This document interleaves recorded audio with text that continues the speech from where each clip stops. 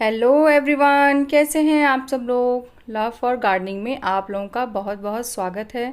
तो हमारा आज का जो टॉपिक है वो तुलसी जी से रिलेटेड है कि तुलसी जी को हम कैसे जल्द से जल्द घना बना सकें बिना किसी फर्टिलाइज़र के और बिना किसी मेहनत के। तो जो आप देख रहे हैं इस समय ये छोटे छोटे से तुलसी जी के प्लांट, ये मैंने सीड से ग्रो किए थे और उसके बाद फिर मैंने इनको एक छोटे से पॉट में लगा दिया था ताकि फिर मैं इनकी अच्छे से केयर कर सकूं। और अब ये थोड़े बड़े हो गए हैं और अब इनको मैं रिपोर्ट करने के लिए जा रही हूं।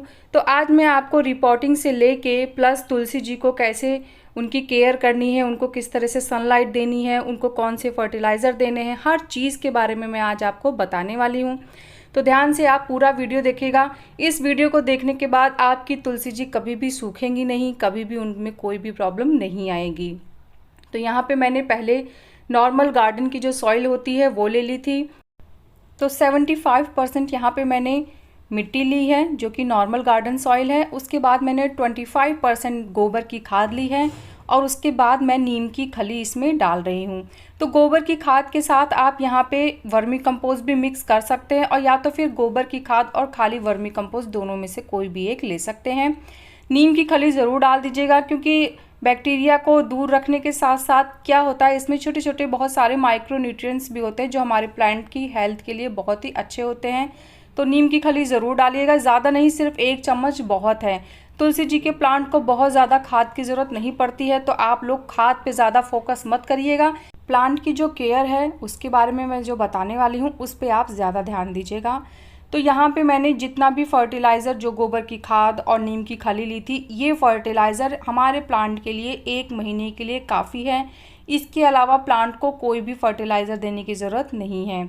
हाँ, अगर आप चाहें तो देना ही चाहते हैं तो आप एक फर्टिलाइज़र है जो दे सकते हैं, जिसके बारे में मैं अभी आगे आपसे बात करूँगी।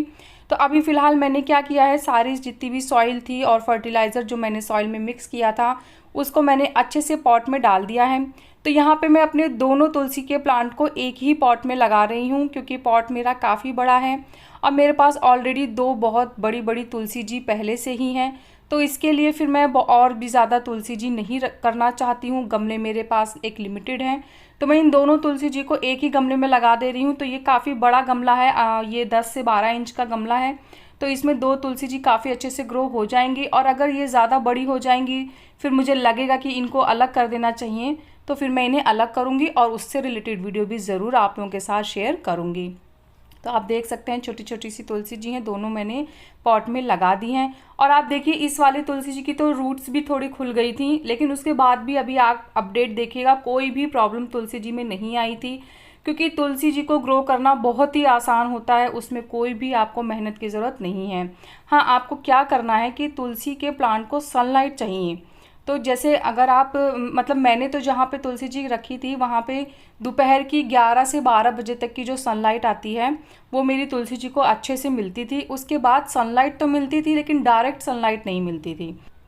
तो अगर आपके पास भी ऐसा स्पेस है जहाँ पे दोपहर की 11 से 12 बजे तक की ही सनलाइट आती है, डायरेक्ट सनलाइट की बात कर रही हूँ मैं, तो आप अपनी तुलसी जी को ऐसी ही जगह रख दीजिए। इतनी धूप हमारी तुलसी जी के लिए पर्याप्त है। ठंडियों में हमें इसे फुल सनलाइट में रखना चाहिए, लेकिन गर्मी में जो 12 बजे तक की धूप है वो बहुत होती है क्योंकि उसके बाद की जो धूप होती है वो बहुत तेज़ होती है और वो तुलसी जी को नुकसान भी पहुंचा सकती है। अब यहाँ पे वाटरिंग की बात कर लेते हैं।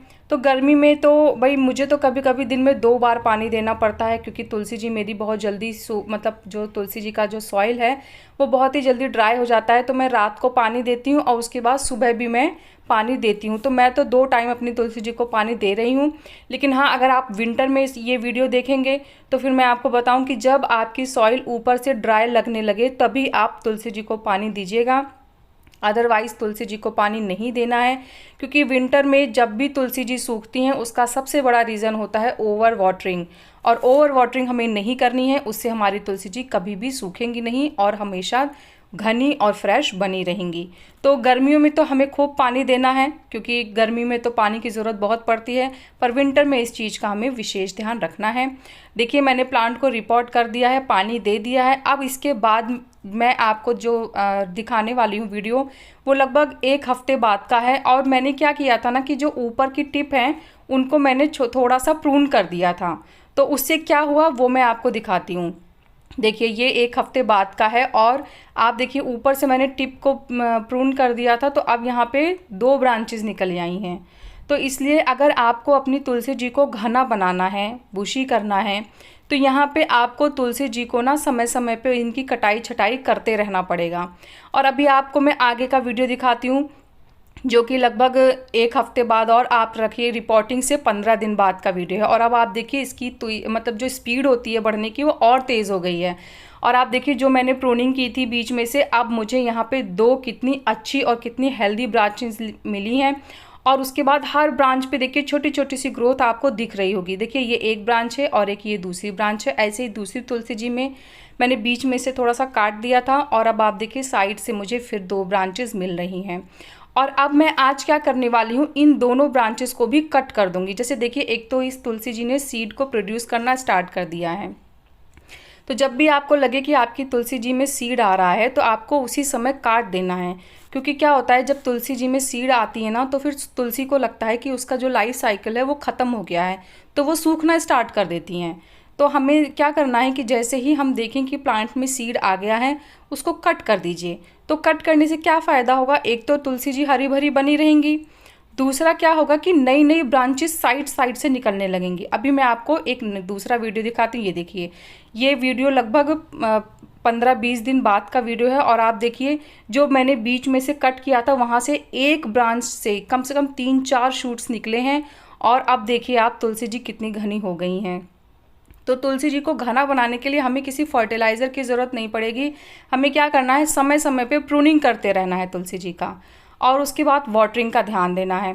हाँ, मैंने आपको एक फर्टिलाइज़र के बारे में बोला था कि अगर आप तुलसी जी को फर्टिलाइज़र देना चाहते हैं कुछ अलग से, तो यहाँ पे आप सीवीड का लिक्विड फर्टिलाइज़र दे सकते हैं। इसको कैसे देना है, जैसे 1 लीटर पानी में 2 ml आप सीवीड का लिक्विड फर्टिलाइज़र डाल दीजिए और उसके बाद आप अपने प्लांट को दे दीजिए मिक्स करके। अगर आप यहाँ पे केमिकल फर्टिलाइज़र यूज़ करना चाहते हैं तो आप यहाँ पे जो एप्सम सॉल्ट होता है उसको भी यूज़ कर सकते हैं, लेकिन वो केमिकल फर्टिलाइज़र है, तो मैं अपने प्लांट्स में जिनको मैं खाती हूँ उसको नहीं केमिकल फर्टिलाइज़र देती हूँ। क्योंकि तुलसी जी के पत्ते हम लोग खाते हैं, उसका काढ़ा बनाते हैं, तो मैं नहीं चाहती कि केमिकल फर्टिलाइज़र हमारे शरीर के अंदर भी जाए, चाहे वो प्लांट्स के थ्रू ही कैसे भी। तो इसीलिए मैं नहीं देती, मैं ऑर्गेनिकल फर्टिलाइज़र ही देती हूँ तुलसी जी को। तो मैं सीवीड का लिक्विड फर्टिलाइज़र देती हूँ।